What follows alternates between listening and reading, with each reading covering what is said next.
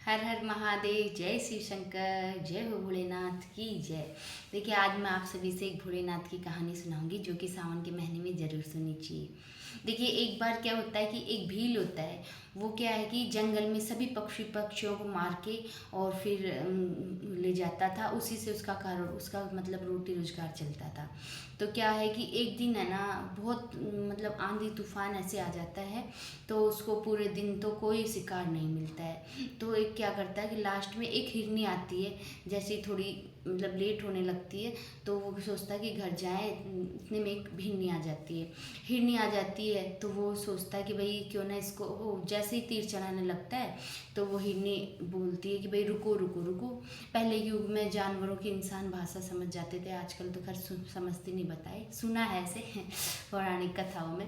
तो क्या है कि वो हिरनी जैसे ही बोलती है भाई रुक जाओ, वो सुन लेता है तो उसका तीर रुक जाता है। तो वो उनको बोलती है कि भाई देखो, रोने लग जाती कि कल ही मेरे बच्चा पैदा हुआ है, मैंने बच्चे को जन्म दिया है, तो मैं उसको दूध पिला के आ जाऊँ, फिर मेरे को तुम कल मार देना चाहिए।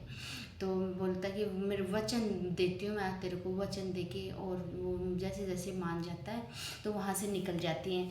तो फिर क्या करती है कि वो भाई अपने घर जाती है, वो हिरनी बच्चे को दूध पिलाती है। तो उतने में वो आंधी तूफान तो आ ही रहा था, वो भयंकर आंधी तूफान बढ़ जाता है। तो वो वहाँ से क्या करता है कि वो भील जाता नहीं है, जाके और देखता है कि एक वहाँ एक छोटा सा शिव जी का मंदिर था, उसके ऊपर एक बील का पेड़ था।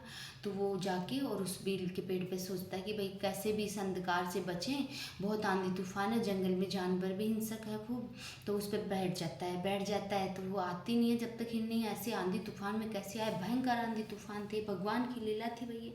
तो क्या है, बैठ जाता है। तो जैसे उसको भाई वहाँ बैठे बैठे सोचता कुछ, वो थोड़ा से कुछ हाथ पैर मतलब ऐसे हो रही थी, उसको थोड़ी सी अटपटा सा लग रहा था। तो वो क्या करे, बील के पत्ते थे वहाँ पे। तो वो जैसे ही वो पेड़ों को वो एक करके पत्ती, वो नीचे शिवलिंग था वहाँ पे, उसको क्या पता, वह तो ऐसे ही डालते जा रहा था बील के पत्ते। ऐसे तोड़ के खूब गिराते जा रहा था। तो उस क्या है, उसके तो अलग बहुत काफ़ी बील पत्थर चढ़ गए। अब भोलेनाथ तो वहाँ से उनके ऊपर चढ़े तो वो तो खुश हो गए भोलेनाथ। अब भोलेनाथ तो भोले भंडारी है, उनको तो पता नहीं था कि भील तो उसकी वही हिरनी की हिरण की प्रतीक्षा में ये पत्ते तोड़ तोड़ के डाल रहा है, उसको कुछ सूझा नहीं तो वो यही करने लग गया काम। तो वो क्या है कि भोलेनाथ प्रकट हो गए और भील को बोलते हैं, भील उसके सामने आके भाई क्या मांगता है मांग। वो सोचते भाई भील भगवान कैसे प्रकट हो गए भोलेनाथ, मैंने तो कभी देखा भी नहीं इनको।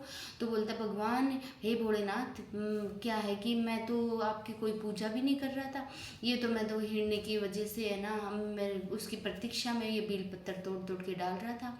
तो भोलेनाथ उससे प्रसन्न हो जाते हैं और बोलते हैं भाई तू वर मांग, क्या मांगना चाहता है। और है ना, फिर उसको भोलेनाथ दर्शन देते हैं और उसके भील के मन में उसके ऐसे भगवान की ऐसी भक्ति जागती है। और फिर वो जैसे हिरनी आती है तो वो भील के आंखों से एकदम आंसुओं की धारा बहती रहती है। हिरनी को बोलता है कि बहन भाई तेरी वजह से भाई मेरे को आज भगवान के दर्शन हो गए, धन्य हूँ मैं और धन्य हो तुम, तुमको बार बार नमस्कार। उसके सब पाप नष्ट हो जाते हैं और वो हिरनी भी कुशल अपने घर चली जाती है। हे शिव शंकर, हे भोले भंडारी भगवान, जैसे बेल ने आपको वैसे ही अज्ञानवश आपकी बेल पत्थर चढ़ाए, तो सभी भक्तों की मनोकामना पूरी करना। जय हो भोलेनाथ की जय हो।